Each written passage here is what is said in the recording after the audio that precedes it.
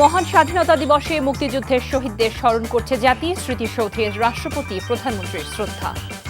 নতুন বাংলাদেশের প্রত্যাশা মির্জা ফখরুলের দুর্নীতি বৈষম্যমুক্ত দেশ করার প্রত্যয় ডাক্তার শফিকের। পদ্মায় বাসডুবির ঘটনায় ২৬ মৃতদেহ উদ্ধার, স্বজনদের কাছে লাশ হস্তান্তর, এখনও চলছে নিখোঁজদের সন্ধান।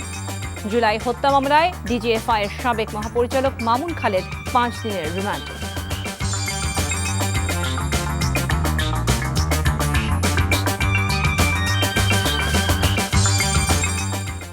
আসসালামু আলাইকুম, কানিজ ফাতেমা লোপা স্বাগত জানাচ্ছি এনটিভির সন্ধ্যার খবরে। ক্রাউন সিমেন্ট শিরোনাম দেখছিলেন, জানাবো পুরো খবর। আজ ২৬শে মার্চ, মহান স্বাধীনতা ও জাতীয় দিবস। জাতি গভীর শ্রদ্ধা আর ভালোবাসায় স্মরণ করছে ১৯৭১ সালে স্বাধীনতা সংগ্রামে আত্মোৎসর্গকারী বীর শহীদদের। রাষ্ট্রীয় কর্মসূচির অংশ হিসেবে সূর্যোদয়ের সাথে সাথে সাভার জাতীয় স্মৃতিসৌধে পুষ্পস্তবক দিয়ে শ্রদ্ধা জানান রাষ্ট্রপতি মোহাম্মদ শাহাবুদ্দিন এবং প্রধানমন্ত্রী তারেক রহমান। ৭১-এর চেতনা সমুন্নত রেখে নতুন বাংলাদেশ গড়ার প্রত্যয় ব্যক্ত করেন রাজনৈতিক নেতৃবৃন্দ ও সর্বস্তরের মানুষ। দেখুন ইফতেখার রেজার রিপোর্ট।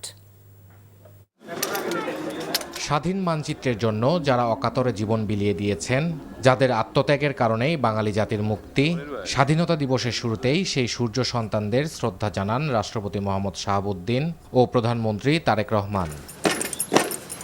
সেনা, নৌ ও বিমান বাহিনীর সমন্বয়ে গঠিত একটি দল বীর শহীদদের প্রতি সশস্ত্র সালাম জানায়।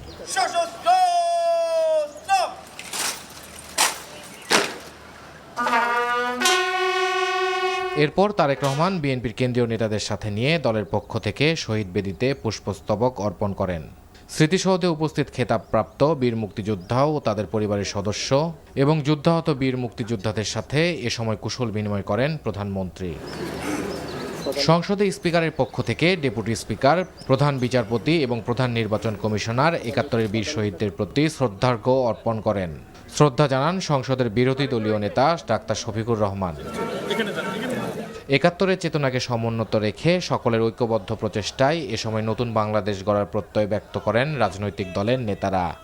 আগামী দিনগুলোতে বাংলাদেশকে সত্যিকার অর্থেই একটা সুখী সমৃদ্ধ বাংলাদেশ গড়ে তোলবার জন্য কাজ করব।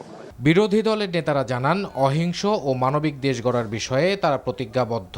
তা অহিংস, দুর্নীতিমুক্ত, বৈষম্যহীন, মানবিক বাংলাদেশ আমরা সবাই মিলে যেন গঠন করতে পারি। মানবিক মর্যাদার ভিত্তিতে আমরা এই বাংলাদেশ করতে চাই। আমরা এটার জন্য এই মুহূর্তে কাজ করছি। রাষ্ট্রপতি ও প্রধানমন্ত্রীর স্মৃতিসৌধ ছেড়ে যাওয়ার পর সেখানে ঢল নামে সাধারণ মানুষের। যে যার মতো করে ৭১-এ আত্মত্যাগকারী বীর সন্তানদের প্রতি শ্রদ্ধা জানান।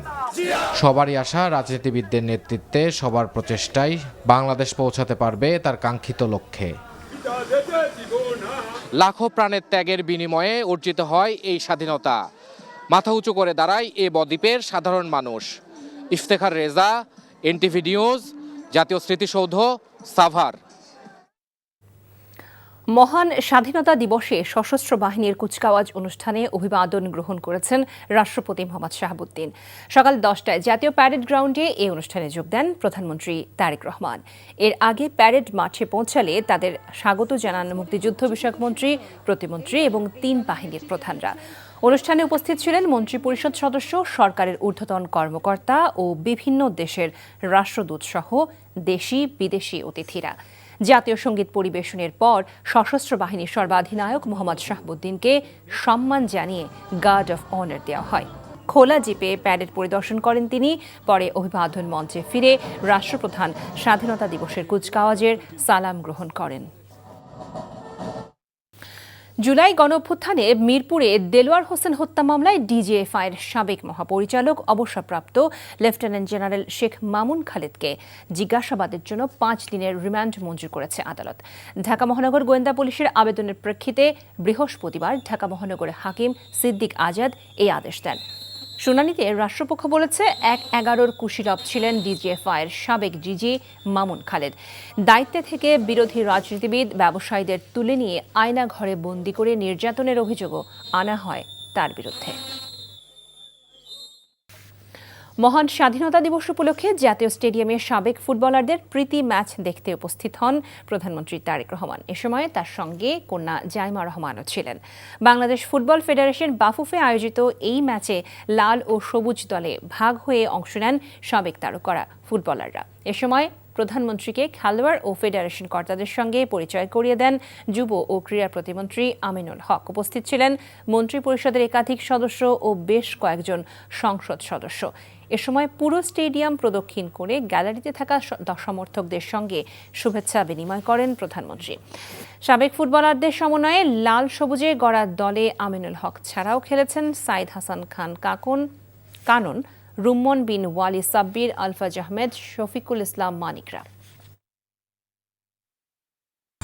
এই ছিল সন্ধ্যার খবরে।